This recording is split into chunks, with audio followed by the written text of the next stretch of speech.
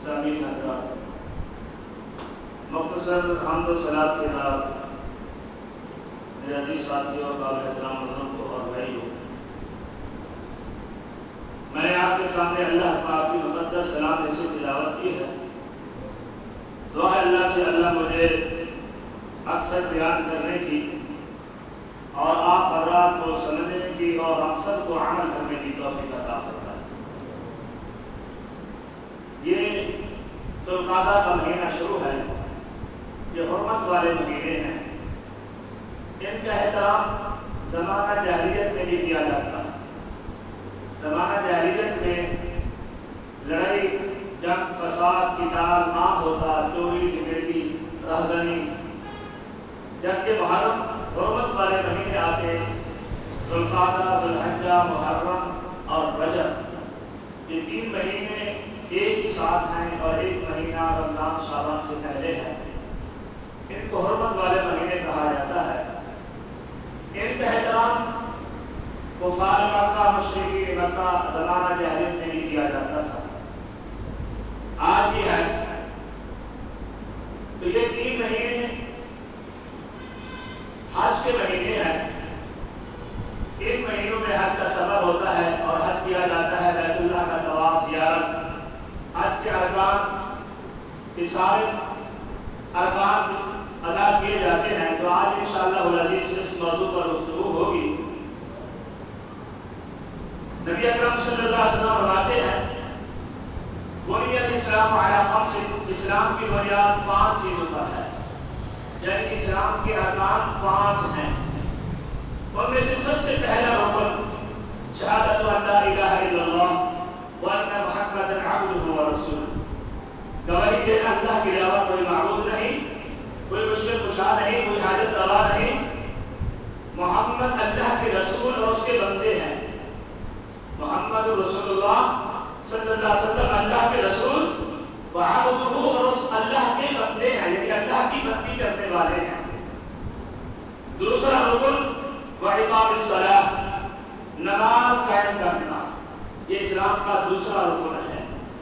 اور تیسرا رکن اسلام کا وإیتاء الزکاۃ، زکات ادا کرنا۔ چوتھا رکن اسلام کا وصوم رمضان، رمضان کے روزے رکھنا۔ جب سال کے بعد رمضان کا مہینہ ہے، اس کے پورے روزے رکھنے ہیں، جو ابھی گزر چکا ہے۔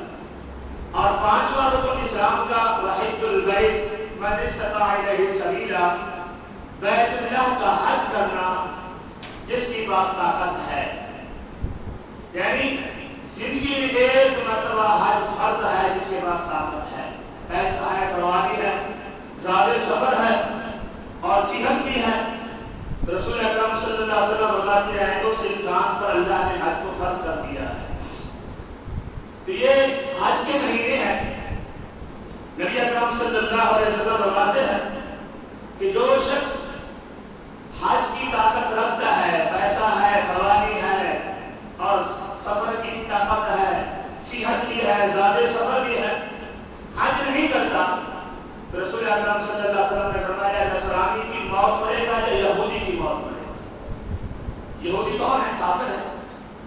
نصرانی بھی کافر ہے۔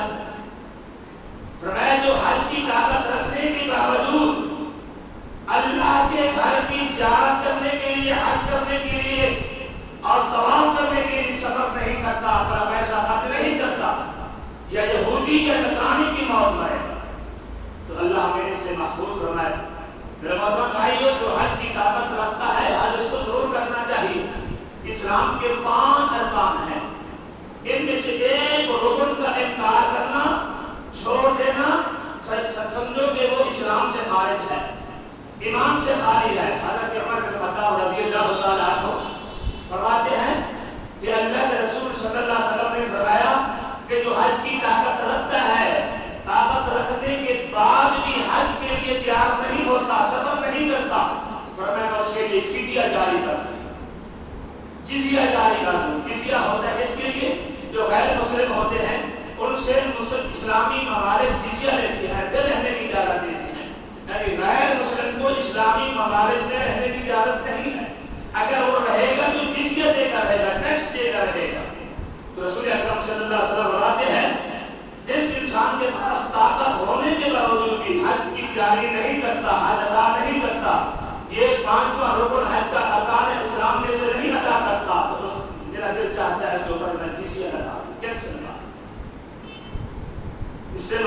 کہ وہ اسلام مکمل نہیں ہے، اس کے اندر ایمان مکمل نہیں ہے، ایمان سے خالی ہے۔ اسی طرح نبی اکرم صلی اللہ علیہ وسلم فرماتے ہیں حجۃ مرۃ فمن زاد فهو تطوع، فرمایا حج ایک مرتبہ ہے زندگی میں، ایک مرتبہ فرض ہے، اس کے بعد طاقت ہونے کے باوجود نہیں جاتا تو گناہ نہیں ہے، اس کے بعد اگر وہ جاتا ہے تو حج نفلی ہو جائے گا، فرائض ادا ہو جائے گا، فرض ہے ایک مرتبہ ادا ہو گیا، اس کے بعد جتنی مرتبہ جائے گا تو وہ نفلی حج شمار ہوگا۔ رسول اکرم صلی اللہ علیہ وسلم دوسرے مقام پر فرماتے ہیں کہ جو شخص حج ایک مرتبہ کر کے آ گیا، اپنا فریضہ ادا کر لیا اور اس کے پاس طاقت ہے، پیسہ ہے، زیادہ سفر ہے، صحت بھی ہے، سفر بھی کر سکتا ہے، تو فرمایا 5 سال کے بعد ایک مرتبہ اللہ کے گھر کی حاضری ضروری ہے، اس پر مستحب ہے، اس پر 5 سال کے بعد، یعنی 5 سال میں ایک مرتبہ اللہ کے گھر کی حاضری ضروری ہے۔ اس لیے انسان کو چاہیے جس کو اللہ نے پیسے کی فراوانی کی ہے اور استطاعت دی ہے، اس کو چاہیے کہ وہ حج ادا کرے۔ حضرت ابو ہریرہ رضی اللہ تعالیٰ عنہ فرماتے ہیں خاطبنا رسول اللہ صلی اللہ علیہ وسلم، ایک دن ہمیں اللہ کے رسول نے خطبہ دیا، ہم صحابہ مسجد نبوی میں بیٹھے ہوئے تھے، آپ نے فرمایا ایھا الناس قد فرض علیکم الحجہ فحجوا، اے میرے صحابیوں، اے کائنات کے لوگوں، اللہ نے تمہارے اوپر حج کو فرض کر دیا ہے، بس حج ادا کرو، فحجوا، بس حج ادا کرو۔ جب اللہ کے رسول صلی اللہ علیہ وسلم یہ فرماتے ہیں، ایک صحابی ان میں سے کھڑا ہو جاتا ہے، فقال رجل اکل عام یا رسول اللہ، فقال رجل اکل عام یا رسول اللہ صلی اللہ علیہ وسلم، اللہ کے رسول صلی اللہ علیہ وسلم آپ کہہ رہے ہیں کہ حج تمہارے اوپر فرض کر دیا گیا ہے، لہذا حج کرو اور حج ادا کرو، آخری رکن اسلام کا ہے اور اس کو پورا کرو۔ کیا ہر سال ہم حج ادا کریں؟ اللہ کے رسول صلی اللہ علیہ وسلم نے اس حدیث میں وضاحت نہیں کی تھی، اس حدیث میں مطلق حکم دیا کہ ایھا الناس، اللہ نے تمہارے اوپر حج کو فرض کر دیا ہے، فحجوا، بس حج ادا کرو۔ تو صحابی اس وضاحت کرنے سے پہلے سوال کر دیا، اللہ کے رسول اکل عام یا رسول اللہ، کیا ہر سال ہم حج ادا کریں؟ کیا ہر سال فرض ہے؟ فسکت رسول اللہ صلی اللہ علیہ وسلم، اللہ کے رسول خاموش رہے۔ صحابی نے اس بات کو 3 مرتبہ دہرایا کہ ہر سال ہم حج فرض کریں، 3 مرتبہ دہرایا۔ 3 مرتبہ دہرانے کے بعد اللہ کے رسول صلی اللہ علیہ وسلم فرماتے ہیں لو کنت العم لوجبت لما استطعتم، اے میرے صحابیوں، اے میری امت کے لوگوں، اگر اللہ کا رسول کہہ دیتا نعم، ہاں ہر سال واجب ہے، تو تم پر لوجبت، واجب اور فرض ہو جاتا، لما استطعتم، اور تم اس کی ہر سال طاقت نہ رکھتے۔ لہذا اتنا سوال کرو جتنا تم عمل کر سکتے ہو، جتنا تم برداشت کر سکتے ہو۔ قرآن بھی کہتے ہیں زیادہ سوال نہ کرو۔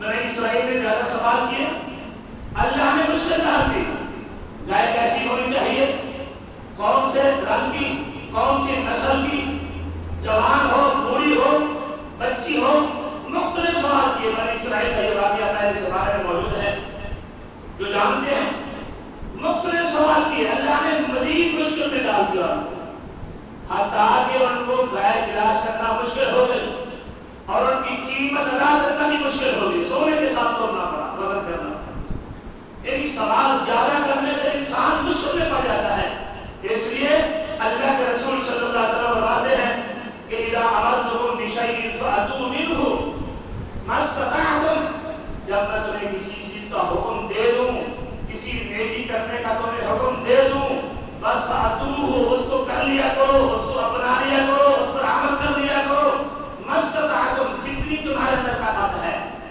جتنی، کیونکہ انسان نے لا یکلف اللہ نفسا الا وسعہا، اللہ نے فرمایا کہ انسان کو، انسان کے نفس کو تکلیف میں اس کی طاقت سے زیادہ نہیں ڈالتا، اس کی طاقت کے مطابق میں وزن ڈالتا ہوں۔ اس لیے اللہ نے فرمایا، اللہ کے رسول نے کہ میں جس چیز کا تمہیں حکم دے دوں اس کو اپنا لیا کرو، اس کو پکڑ لیا کرو، اس پر عمل کر لیا کرو، ما استطعتم، جتنی تمہارے اندر طاقت ہے۔ اور آگے فرمایا وَإِذَا نَهَيْتُمْ عَنْ شَيْءٍ فَدَعُوهُ،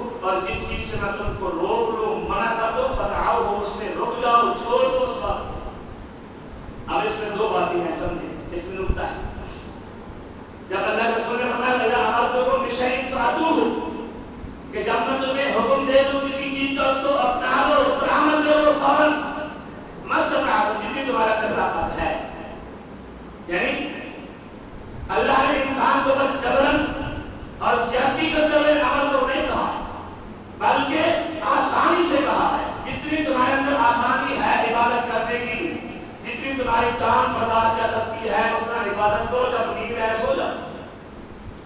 कि अल्लाह ने आसानी पैदा की है अमल के बारे में, लेकिन जिस बात से अल्लाह के रसूल ने मना किया है उसने ये नहीं कहा मस्तताअतुम, जितनी तुम्हारे अंदर ताकत है उस बात से रुक जाओ, नहीं, फदअउहु, उससे रुक जाओ, मुतलकन रुक जाओ बस। जिस बात से अल्लाह के रसूल ने हमें मना किया है उससे रुकना है, आगे नहीं बढ़ना, ना पीछे हटना है ना आगे बढ़ना है। इसलिए रब के कुरान में कहा है, फरमाया वमा आताकुमुर रसूल फखुदूहु वमा आताकुमुर रसूल फखुदूहु वमा नहाकुम अन्हु फंतहू वत्तकुल्लाह इन्नल्लाहा शदीदुल इक़ाब।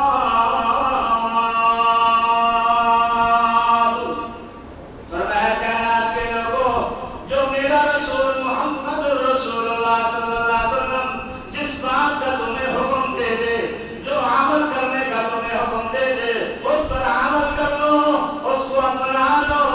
फरमाया जिस राह से तुम्हें मना कर दे उससे रुक जाओ।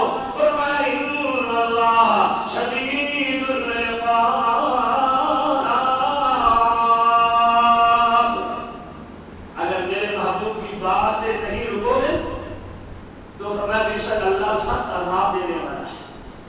इन्नल्लाह शदीदुल इक़ाब।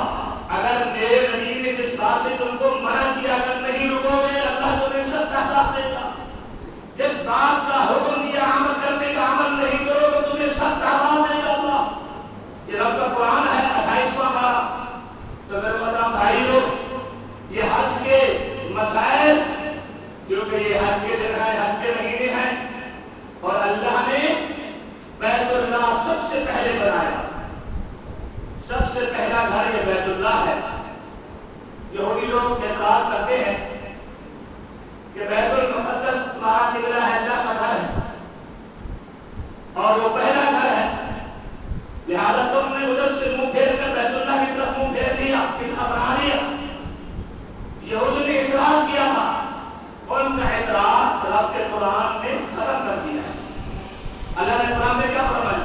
फरमाया इन्ना अव्वला बैतिन वुदिया लिन्नासी, इन्ना अव्वला बैतिन वुदिया लिन्नासी लल्लज़ी बिबक्कता मुबारकन व हुदल लिलआलमीन फीही आयातुन बय्यिनातुन मक़ामु इब्राहीम व मन दखलहु काना आमिना वलिल्लाहि अलन्नासि हिज्जुल बैति मन इस्तता इलैहि सबीला वमन कफर फइन्नल्लाह गनिय्युन अनिल आलमीन।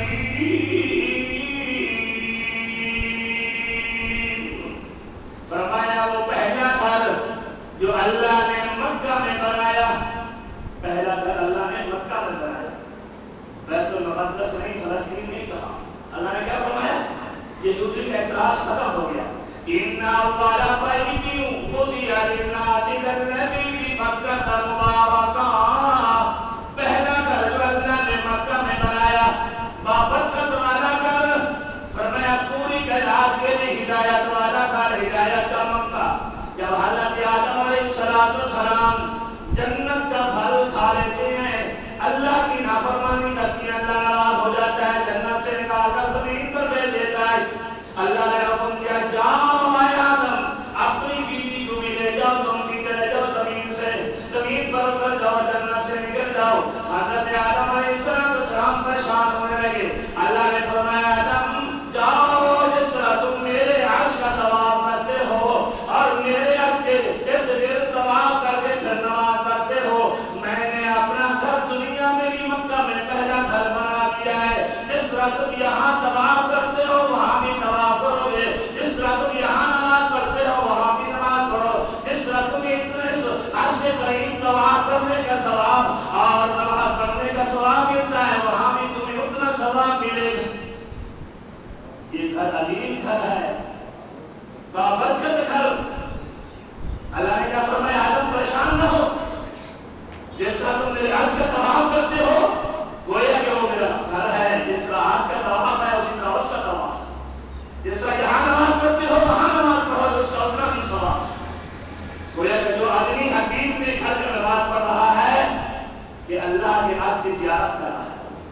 اللہ اکبر، یہ اللہ کا عظیم گھر ہے. ان اول بیت وضع للناس للذی ببکۃ مبارکا وہدی للعالمین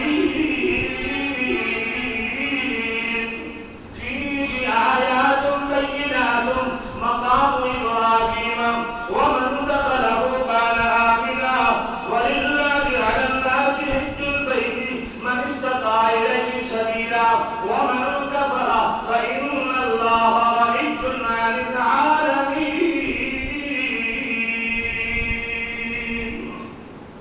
تو میں اس میں بہت ساری نشانیاں، اس بیت اللہ میں مسجد حرام میں بہت ساری نشانیاں اللہ نے اتار دی ہیں، بنا دی ہیں. فرمایا اس میں مقام ابراہیم بھی ہے، فرمایا حجر اسود بھی ہے، ایسا عظیم پتھر، بابرکت پتھر.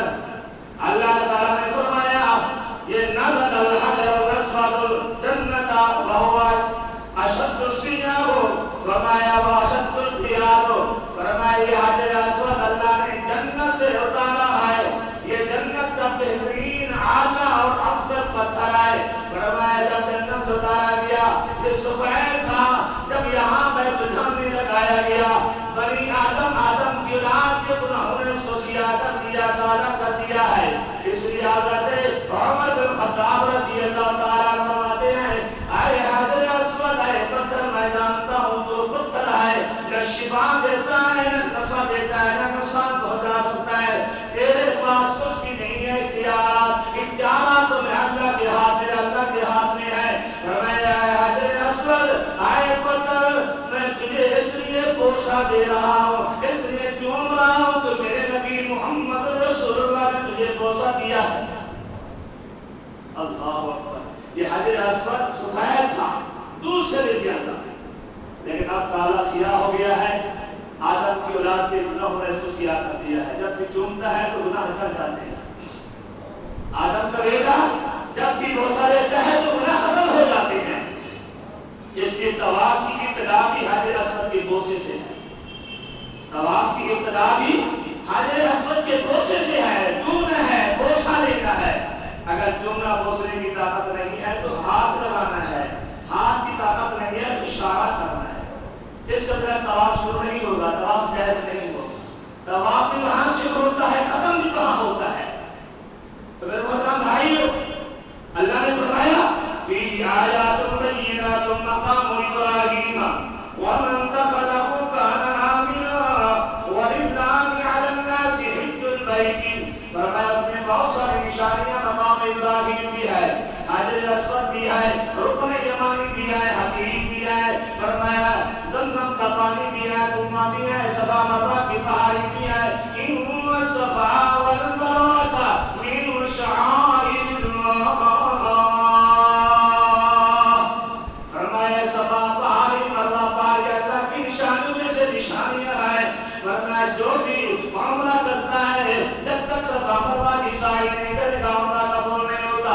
فرمایا جو بھی حج کرتا ہے جب تک صفا مروا کی سعی نہیں کرے گا حج قبول نہیں ہوگا. کیونکہ یہ ابراہیم علیہ السلام کی سنت ہے. جب حضرت ابراہیم علیہ السلام اپنے لفظ جگہ اسماعیل کو مینا میں ذبح کرنے کے لیے جا رہے تھے، اللہ اکبر، اپنے لفظ جگہ اسماعیل علیہ السلام کو چھوڑ کر واپس جا رہے تھے، اللہ اکبر، اس مقام پر جب پانی کی ضرورت پڑتی ہے تو اسماعیل کی ماں دوڑتی ہے پانی کو تلاش کرنے کے لیے. اللہ نے اس کا دوڑنا تا قیامت تک حج کا رکن بنا دیا. اس کا دوڑنا تا قیامت تک حج کا رکن بنا دیا کہ جب تک تم دوڑو گے نہیں، صفا مروا کی سعی نہیں کرو گے، تمہارا حج قبول نہیں ہوگا، تمہارا حج مکمل نہیں ہوگا. اللہ اکبر. تو میرے محترم بھائیو، رسول اکرم صلی اللہ علیہ وسلم فرماتے ہیں کہ یہ پہلا گھر ہے جو بابرکت گھر ہے، جس کا حج کرے گا. رسول اکرم صلی اللہ علیہ وسلم فرماتے ہیں من حج علیہ فلم یرفث ولم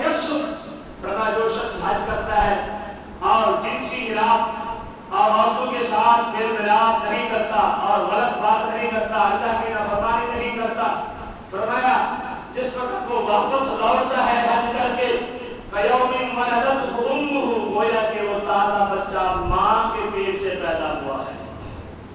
کیا مطلب؟ جس طرح تازہ بچہ ماں کے پیٹ سے پیدا ہوتا ہے، گناہوں سے پاک ہوتا ہے، کوئی گناہ نہیں ہوتا اس کا۔ فرمایا اسی طرح جو حج مقبول، حج مبرور، اللہ اکبر، رسول اکرم صلی اللہ علیہ وسلم فرماتے ہیں الحج المبرور لیس له جزاء الا الجنہ۔ فرمایا حج مبرور، حج مقبول جو اللہ قبول کر دیتا ہے، اس کی جزا صرف جنت ہے، اس کی جزا۔ دوسری حدیث شاید کہ صحیح کیوں نہ ہو، یہ ترغیب و ترغیب کی حدیث ہے کہ جو حج کر کے آتا ہے اللہ کے ہاں 400 بندوں کی سفارش کر سکتا ہے وہ۔ اللہ اکبر، یہ اتنا اہم رکن ہے، اتنا اہم فریضہ ہے اور اتنا اجر عظیم ہے۔ رسول اکرم صلی اللہ علیہ وسلم فرماتے ہیں گویا کہ جو حج کر کے آتا ہے، جو گویا کہ تازہ بچہ، اس کی مثال اس طرح گویا کہ تازہ بچہ ماں کے پیٹ سے پیدا ہوا، ان گناہوں سے پاک ہو کر آتا ہے۔ اس کے اندر رسول فرماتے ہیں جو حج کر کے آئے اس سے دعا منگوا لیا کرو، کیونکہ اس کی دعا اللہ فوراً قبول کر لیتا ہے، وہ ہم سے پاک ہوتا ہے۔ تو آئیے ہم اپنا حج بھی اللہ کے ہاں قبول کروانے کی کوشش کریں۔ ہم تو حج پر جا رہے ہیں، زیارت کر رہے ہیں، طواف کر رہے ہیں، ہم فوٹو بھی کھینچ رہے ہیں ساتھ ساتھ، لیکن ہر بات میں اللہ کی نافرمانی ہماری وجہ کیسے قبول ہوگا؟ پہلی بات ہمارا رزق حلال نہیں ہوتا۔ اللہ اکبر، نبی اکرم صلی اللہ علیہ وسلم فرماتے ہیں جب انسان پراگندہ بالوں کے ساتھ سفر کر کے بیت اللہ میں جاتا ہے، طواف شروع کرتا ہے اور احرام باندھ کر سب سے پہلے اللہ اکبر، اللہم لبیک اللہم لبیک لا شریک لک لبیک ان الحمد والنعمت لک والملک لا شریک لک۔ فرمایا سب سے پہلے جب اللہ کے انسان حاضری دیتا ہے اور اللہ کے سامنے پکار کر کہتا ہے اللہ میں حاضر ہوں، میں حاضر ہوں، میں حاضر ہوں، اللہ میری حاضری قبول کر لے۔ اللہ جواب دیتا ہے اگر تیرا رزق حلال ہے تو اللہ جواب دیتا ہے لبیک لبیک لبیک، اے میرے بندے تیری حاضری میں نے قبول کر لی، وسعدیک، اور تیری نیکی بھی میں نے قبول کر لی ہے، تیرا حج بھی میں نے قبول کر لیا ہے۔ حدیث میں آتا ہے پیارے نبی محمد رسول اللہ صلی اللہ علیہ وسلم فرماتے ہیں اگر رزق حلال نہیں، رزق حلال سے سفر کیا، زیادہ سفر رزق حلال نہیں ہے تو اللہ کے سامنے جب انسان تلبیہ پڑھتا ہے، اپنی حاضری دیتا ہے لبیک اللہم لبیک لا شریک لک لبیک ان الحمد والنعمت لک والملک لا شریک لک۔ کیا مانا لبیک میں حاضر ہوں اللہ، لبیک میں حاضر ہوں، ان الحمد اے اللہ ساری تعریفیں تیرے لیے، والنعمت اور ساری نعمتیں بھی تو نے عطا کی ہیں، لک والملک لا شریک لک، اے اللہ بادشاہ بھی تو ہے، تیرے علاوہ کوئی شریک نہیں ہے، کوئی معبود نہیں ہے، کوئی مشکل کشا نہیں ہے، کوئی حاجت روا نہیں ہے، لا شریک لک۔ اور جس وقت یہ الفاظ پکارتا ہے اور اللہ کی تعریف کرتا ہے، اگر اس کے حلال نہیں ہے تو اللہ جواب دیتا ہے لا لبیک لا سعدیک، میں تیری حاضری قبول نہیں کرتا، میں تیری نیکی قبول نہیں کرتا، میں تیرے یہ طواف قبول نہیں کروں گا، یہ تیرا حج قبول نہیں کروں گا، یہ صفا مروہ کی سعی قبول نہیں کروں گا۔ کیوں اللہ؟ اس لیے کہ تیرا رزق حلال نہیں ہے، تیرا رزق حلال نہیں ہے۔ تو حج کے لیے رزق حلال کیا ہے؟ شرط ہے۔ مشرکین مکہ یا کفار مکہ جب بیت اللہ بنا رہے تھے، انہوں نے شرط لگی کہ بیت اللہ رزق حلال سے بنانا ہے، حرام کمائی سے نہیں بنانا۔ یہ اس کے حدیث کی جگہ رہ گئی تھی، حدیث کی جگہ اس لیے رہ گئی تھی کہ رزق حلال ختم ہو گیا، حلال والا پیسہ ختم ہو گیا تھا۔ لیکن ہر بات میں اللہ کی حکمت ہوتی ہے، اللہ نے اپنے بندوں کے لیے چھڑوا دی تھی۔ ہم جیسے لوگوں کو گناہگار کہتے ہیں کہ میرے بندے آئیں گے جو کمزور ہوں گے، جو کمزور ہوں گے وہ آ کر میرے گھر میں بیٹھ جائیں، اللہ میں اللہ کی نماز پڑھنے کی میں اللہ سے مانگ لے۔ یہ اللہ نے ہمارے لیے چھڑوا دی ہے، یہ ہر بات میں اللہ کی حکمت ہے، لیکن ہم سمجھتے نہیں ہیں۔ اللہ اکبر اللہ اکبر۔ حضرت ابن عباس رضی اللہ تعالیٰ عنہ فرماتے ہیں جو انسان رمضان شریف میں بھی عمرہ کرتا ہے یا حجت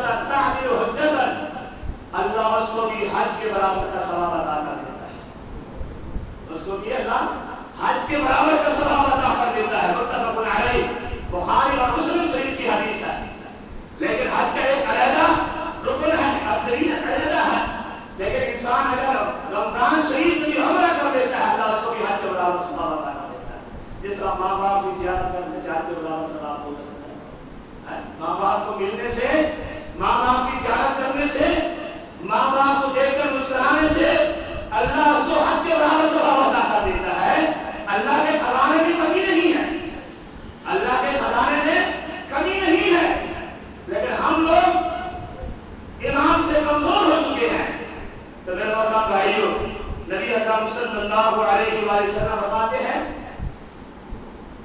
حضرت ابن عباس رضی اللہ تعالیٰ عنہ اس حدیث کو بیان کرتے ہیں کہ ایک دن اللہ کے رسول کے ساتھ ہم سفر کر رہے تھے اور راستے میں ایک قافلہ ملا روحا مقام پر۔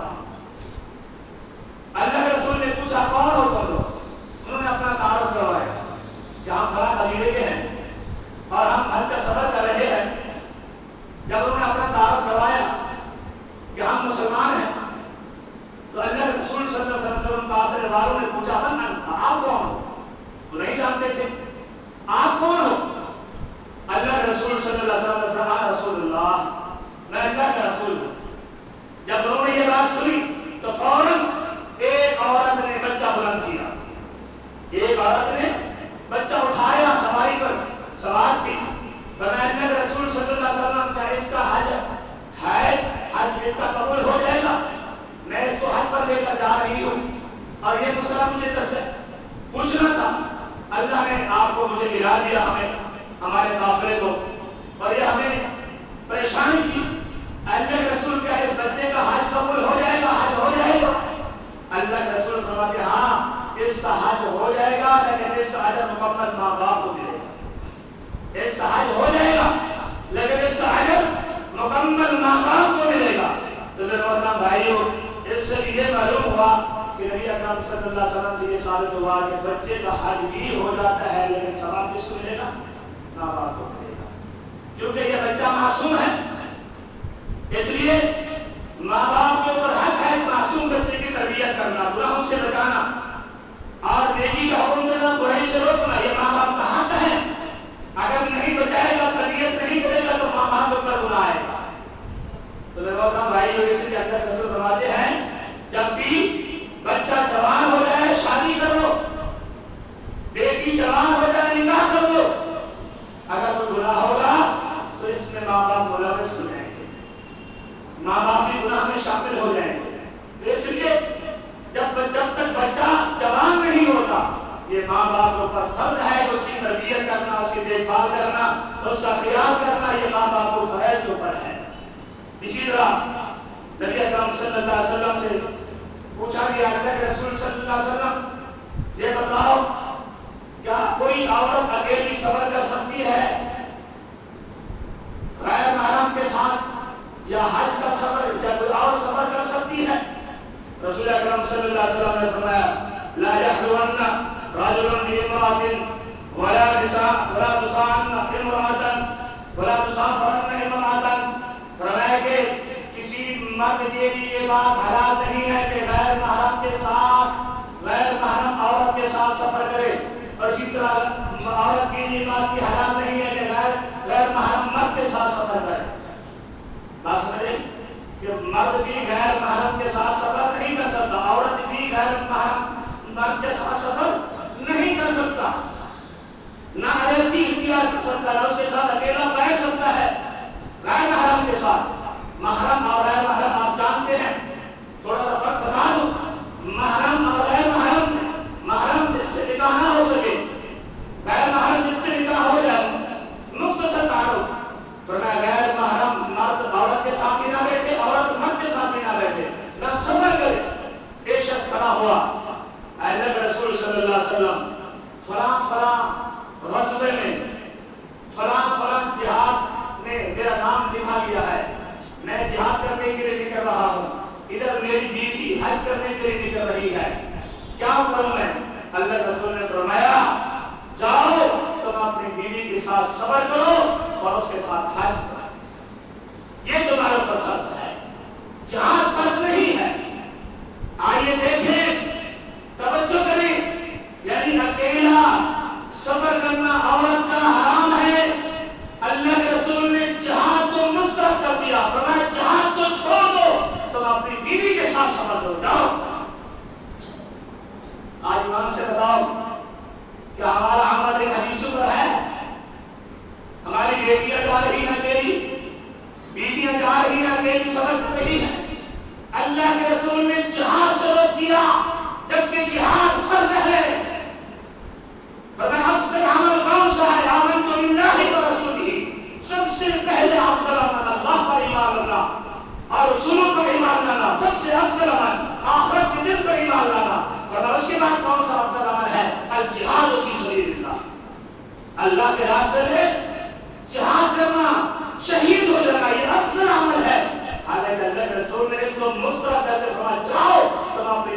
ساتھ صبر کرو اور اس کے ساتھ حج کرتے رہو۔ آج ہمارے بھائی کیا کہتے ہیں، کیا کرتے ہیں، ویزا لگوانے کے لیے محرم نہیں ہے، غیر محرم کے ساتھ غیر محرم کو محرم بنا دیتے ہیں۔ جب جن کی ابتدا ہی غلط ہو، جن کی ابتدا غلط ہو، بتاؤ ان کا حج ہوگا، ان کا عمرہ ہوگا، ان کا طواف قبول ہوگا، ان کی زیارت قبول ہوگی؟ نہیں ہو سکتی۔ کرنے والے، کرانے والے، دھوکہ کرنے والے اور کرانے والے دونوں مجرم ہیں۔ جس طرح رشوت کھانے والا، رشوت دینے والا، گواہ بننے والا یہ مجرم ہوتے ہیں، جس طرح سود کھانے والا اور لکھنے والا، گواہ بننے والا، دینے والا اللہ کے ہاں ملعون ہوتے ہیں، مجرم ہوتے ہیں۔ اور یہ شخص بھی مجرم ہے، اور جو اپنے آپ کو محرم بنا کر ساتھ لگا کر سفر کروا رہا ہے، جبکہ محرم نہیں ہے، غیر محرم ہے۔ تو میرے وطن بھائیو، نبی کی مخالفت کرنے سے انسان کی کامیابی نہیں ہو سکتی، کبھی انسان کی کامیابی نہیں ہے۔ تو میرے وطن بھائی آئیے ہم وہ عمل کریں جو نبی اکرم صلی اللہ علیہ وآلہ وسلم سے ثابت ہے۔ تو آپ کے ساتھ یہ میں نے حدیث بیان کیا، آپ نے فرمایا اذهب، جاؤ تم اپنی عورت کے ساتھ حج معی مرادی، اپنی بیوی کے ساتھ جا کر حج کرو، اپنی بیوی کے ساتھ جا کر حج ادا کرو۔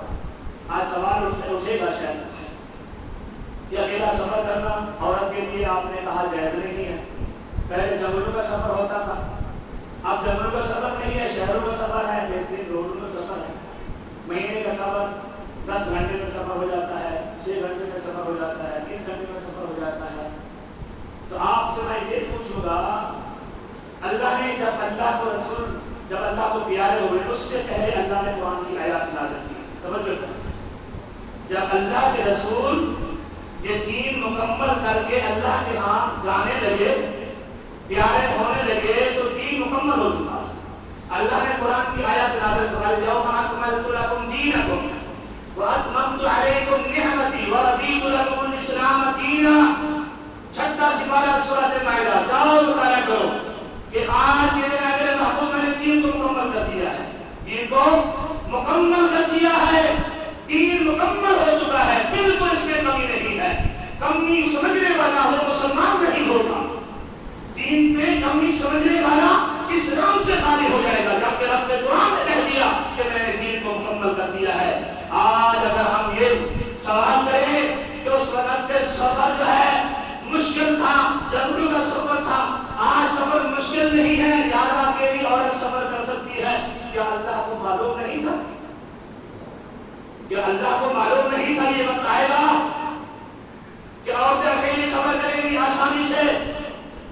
ایئر کنڈیشن گاڑیوں میں، جہازوں میں، ہوائی جہازوں میں سفر کریں گی، 2 مہینے کا 4-5 گھنٹوں میں سفر طے کر لیں گی اکیلی عورتیں، کیا اللہ کو معلوم نہیں تھا؟ یعنی ہم نے دین کو مکمل کیا ہے، ہم اپنی رائے سے دین کو مکمل کرتے ہیں؟ نہیں، اللہ کے رسول کے جانے سے پہلے اللہ نے یہ فرما دیا کہ میں نے دین کو مکمل کر دیا ہے، دین مکمل ہو چکا ہے۔ آنے والا آج یہ دعویٰ کرے کہ میری رائے سے، میری سوچ سے فلاں مسئلہ رہ گیا تھا اللہ کے رسول سے، نہیں، اپنی رائے سے، اپنی دلیل سے، اپنے علم سے اور اپنی وضاحت سے میں نے اس بات کو مکمل کیا ہے، تو ہم اس کو مسلمان نہیں سمجھیں،